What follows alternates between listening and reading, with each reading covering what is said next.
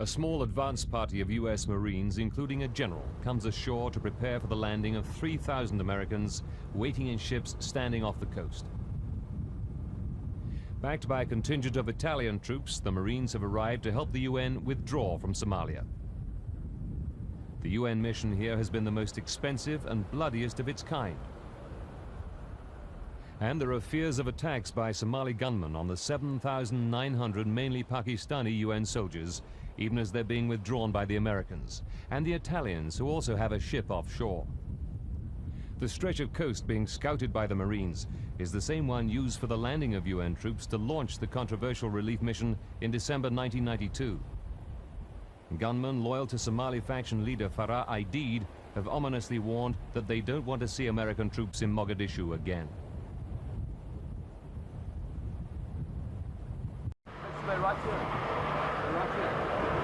Operation United Shield started at midnight. Some 400 US Marines came ashore on a beach next to the UN-held airfield. There to greet them, Bangladeshi soldiers. The Marines would be covering their withdrawal from Somalia in the following few hours. First light and the comforting presence of the warships offshore and a steady stream of more men and equipment coming ashore and digging in.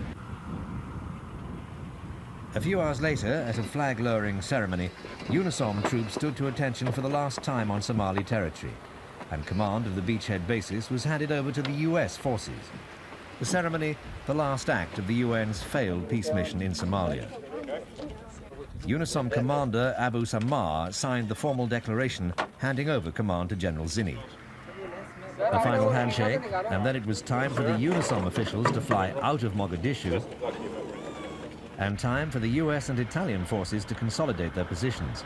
If everything goes to plan, the last UN troops will leave on Thursday morning, followed by the US and Italian covering forces.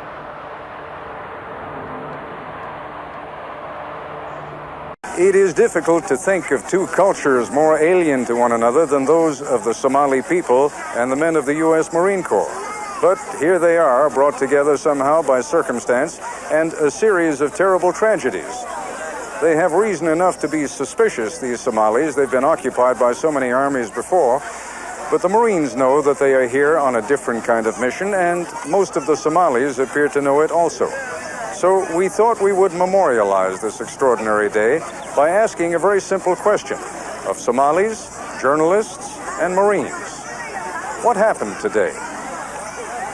Listen, guys, we've been going around town, and we've been asking Somalis and Marines the same question. A real simple question, not a trick question. What happened here today? Where, down there? Anywhere. What Anywhere? I mean, you know, what happened in your life today? See, I woke up at, what time was it? About 2:30. Yeah, about 2:30 woke up and Stood around, loaded the birds about 3:30. we flew in and secured the airfield.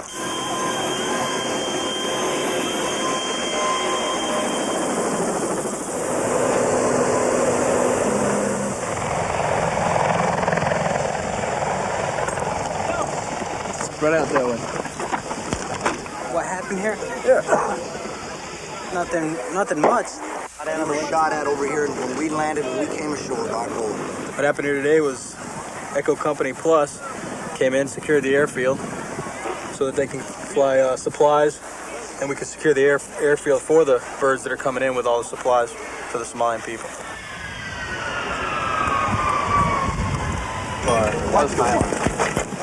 All right, now keep your eyeballs open. Let's go. Let's go. Start paying attention now, gents. It's spread out. It's spread out. Let's go. Bull Rush 19. Bull Rush 19. Step up. Please. Got anything? What happened here today? We basically moved in and set up a defensive perimeter. That's basically what happened, and another group went off to do another mission elsewhere. We just gained a foothold here because it's a relatively area with relatively low hostility. So we moved on in this area here just so that we can operate from here, basically. They don't show hostile intent. Leave them alone. They show hostile intent. They charge their weapons, put their weapons on, and destroy them. If they leave us alone and they stay and they don't put their weapons on us, they get to live for another day. Safe. Yeah. Same rules stand. Vehicle come flying at us. Choose the stuff. I got a vehicle coming here. It ain't ours though, but it's coming.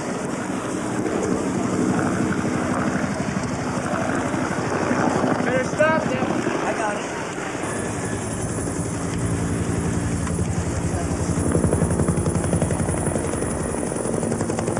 It really didn't hit me until we got on ground. I saw all these people out here. And then being around, you know, I've been to a lot of other countries and a lot of cultures, but I never seen what I saw today, being I was on the road over here. Get out.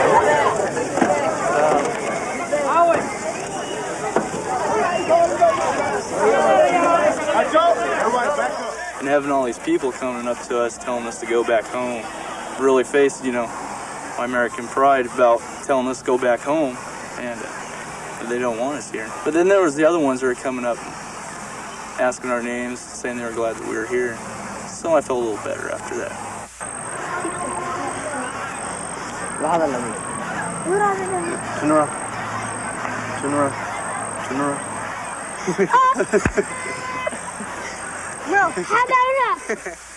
I think they're extremely happy to see us. I think they wanted the help and now they're getting it. And I'm glad to be here and help them. You know, especially with my first operation being a humanitarian type operation like this. It's a quick jump into operations and learning, but I'm ready for it. We were helping out some people that, you know, that need our help because they're being picked on by people who they can't protect themselves against. Just lending them a hand, helpful hand. Okay. Somalia.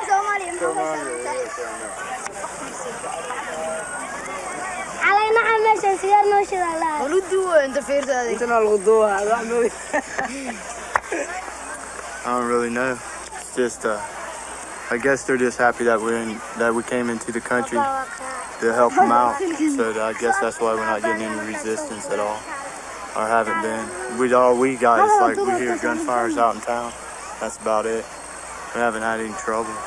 Just that's about all that's been going on.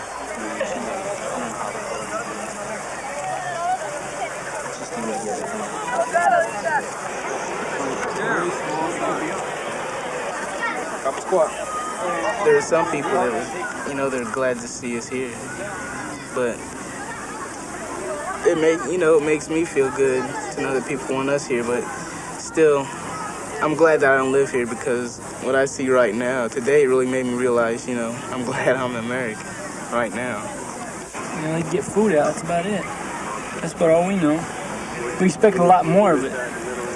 These people are real nice, you know. They just back off and let's do our own thing. It's good to go.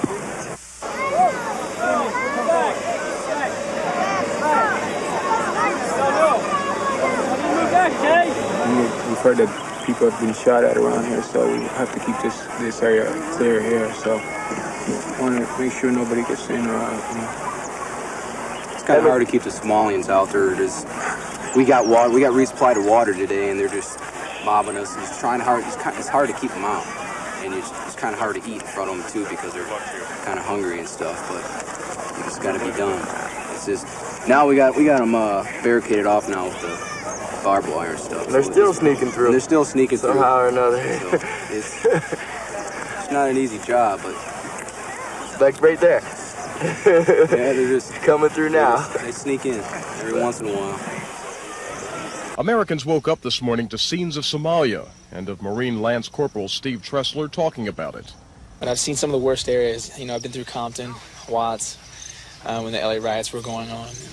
You know, those kids growing up in that area had it rough. These people live, you know, really, really pathetically, and I mean that in a sympathetic way. It's really sad to see it because they're human beings just like we are, and we take so much for granted.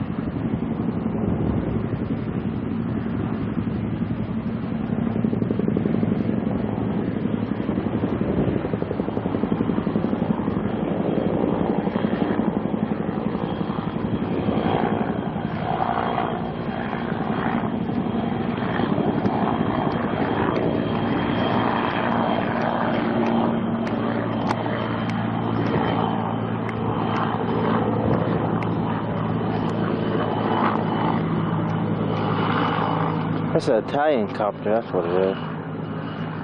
It's all fucked up looking.